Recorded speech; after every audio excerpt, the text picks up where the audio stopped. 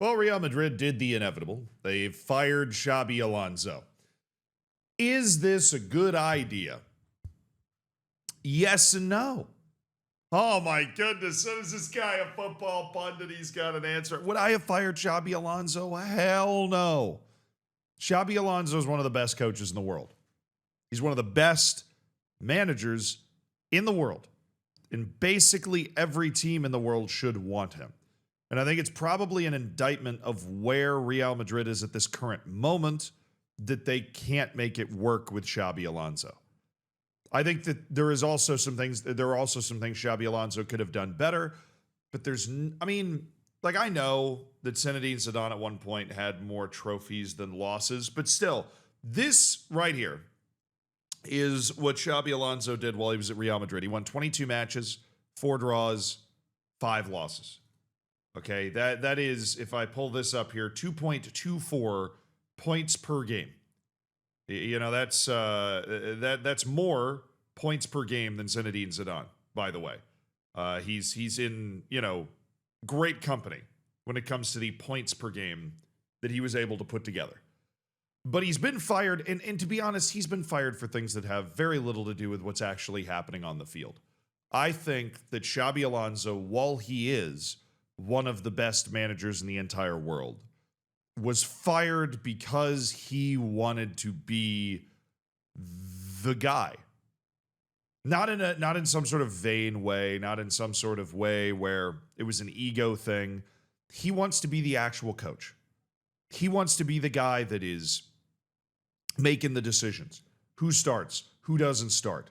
That is able to tell other people what to do, to coach the team, essentially. He wants to be a guy that is able to do that.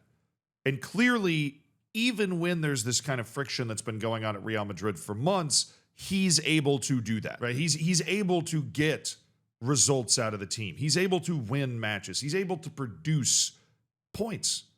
At a very high clip, he's able to produce points. But let's not even pretend Florentino Perez cares about the Spanish Super Cup. Not at all. The only thing that matters about the Spanish Super Cup is the optics. If they had gone to the final and lost to Valencia, I don't think he gives nearly as much of a shit as if they go to the final and lose to Barcelona. The optics of losing to Barcelona, the footage of Barcelona getting a trophy while Real Madrid's not there, it definitely bothers Florentino Perez more than losing to Villarreal on penalties or something, right? Like, winning this tournament is not actually important. And so let's not, I don't think that him losing a final in Jeddah, Saudi Arabia is the reason that he got fired here. It gave pretense. It gave an excuse and maybe a little bit of public embarrassment in losing to Barcelona to grab him and just ejector seat him out the window, because Real Madrid's a players' team. Very rarely does that change. And particularly with the players that they have now, Vinicius and Mbappe, those guys are attention vacuums. They are. They're different kinds of attention vacuums, right? They have not their meltdowns, but they have their moments in different ways. But both of them demand, their presence and their personality demand a certain amount of deference that having a manager like Xabi Alonso doesn't allow for. Xabi Alonso needs to be the person making the decisions. Again, not a bad thing. So does Pep Guardiola, right? So does Julian Nagelsmann. So, there are a lot of managers out there. Hansi Flick, honestly, feels like that type of guy to me too. These guys, the buck stops there. They don't have to be in the spotlight, but they're the final decision maker in terms of what's happening on that field. And they will not accept effrontery coming towards them. Most managers won't.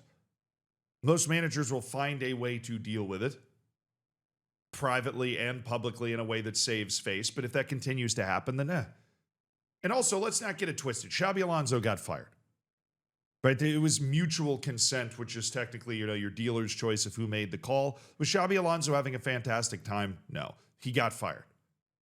Florentino Perez used this as pretext, and he's also, much the same way that he is aware of the optics of losing to Barcelona in a final, he is aware of the optics of getting rid of a club legend like Xabi Alonso in some sort of ham-fisted way, right? So I guarantee you, he goes to Xabi Alonso and goes,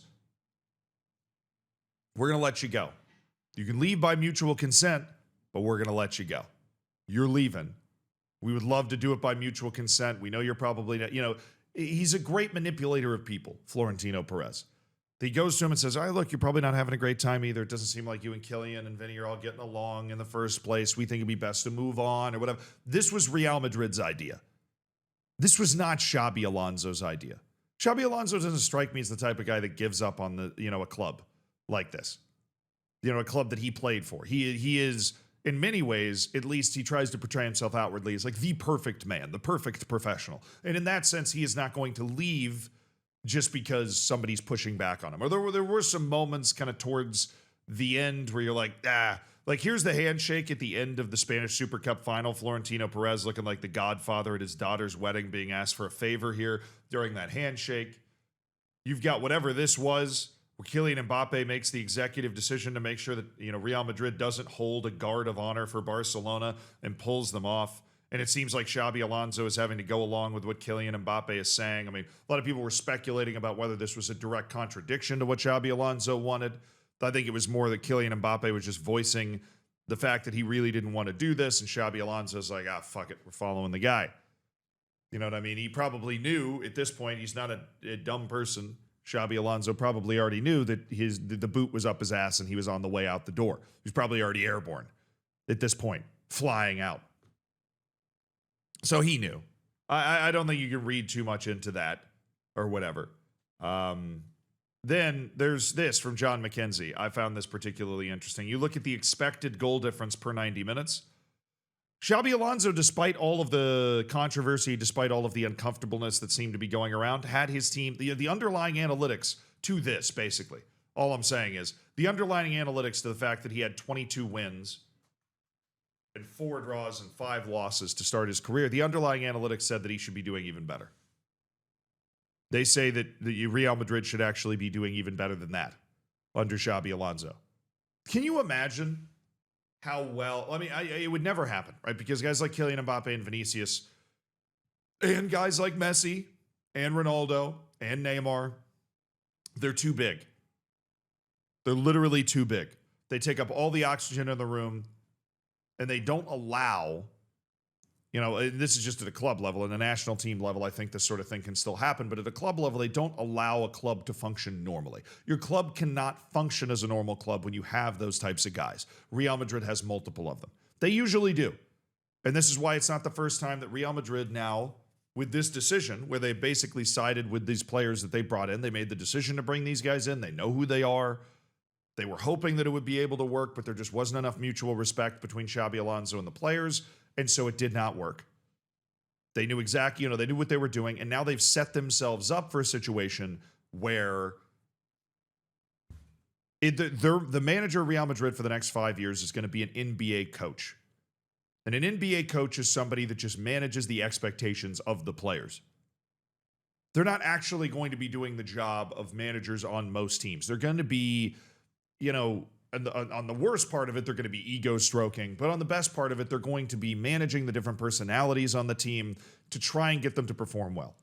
But they are not going to be in a position where they are empowered to make massive changes, where they are empowered to override the star players at Real Madrid. That decision has been made, and the next couple of managers at Real Madrid will have to fit that mold. They will have to be okay with that. That is what Real Madrid has done with this decision. Xabi Alonso is still one of the best coaches in the world, if not like top 3. What you forget how quickly what he did at Bayer Leverkusen and how well he had this Real Madrid team playing. They were not playing horrifically, right? This Real Madrid team is still, this wasn't a crash and burn situation. The underlying analytics have them as the best team in La Liga. He won 22 of his first 31 matches in charge of the club. He only lost 5 of them. He had more average points than Zinedine Zidane. This guy had the first unbeaten season in the history of the Bundesliga with Leverkusen. He had an unbeaten season. That just doesn't happen in modern football anymore with the number of matches that you have to play. The unbeaten domestic season. Holy hell. You know what I mean? Like, what the fuck? That's incredible. How many managers in the world could have done that? I wager 1. And you know what the result of this is?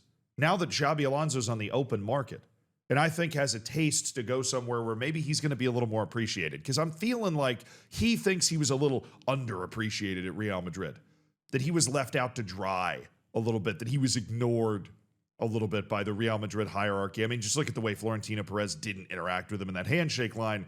Clearly not super chummy, right? Hello, Liverpool. If I'm Liverpool, I've already called. Arne Slot won the league last year and is a good manager. Probably a very good manager. Did a really good job. No, I mean, you remember the start of last season, people did not think Liverpool was a team that was going to be able to win the league. They didn't feel like that team. It was a team that was kind of aging out. And he came out and won the league with that team. Sure, you know, your Manchester City's collapsed a little bit, but he delivered a championship season. In most cases, I would not be behind releasing Arne Slot. For Xabi Alonso, I would. In a heartbeat. He is a Liverpool man. And he also happens to be one of, if not the best manager in the world. Right? That guy would come in, and you want to add a little sprinkle on top of that. And Liverpool is not the only team that will be calling. Everybody's going to try and get Xabi Alonso. Everyone. I mean, except for Bayern Munich, probably, because Vincent Kompany has Bayern Munich assassinating the entirety of everything, and Barcelona would never sign a guy that played at Real Madrid. But outside of that, basically everybody's going to call. Even Manchester City, I think, is going to call and be like, hey, if Pep leaves at the end of the season, you know, they're going to try. You'd be an idiot not to try.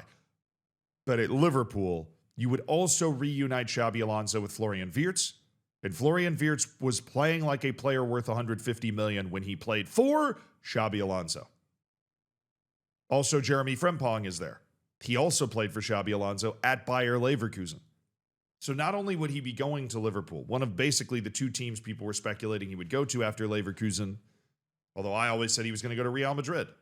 And Real Madrid just wasn't ready for that. It just didn't mesh with the type of team they have right now. Well, Liverpool, the door might be open. Because Arne Slot has obviously been, and the club's been struggling a little bit. Kind of inexplicably horrific results, particularly at home. The door is open. These opportunities, the timing of this doesn't coincide very well very often. But you can fire Arne Slot with people acknowledging that that was probably a move that you can at least justify, and then bring in Xabi Alonso and people would be ecstatic. That would be an amazing move if Liverpool was able to pull it off.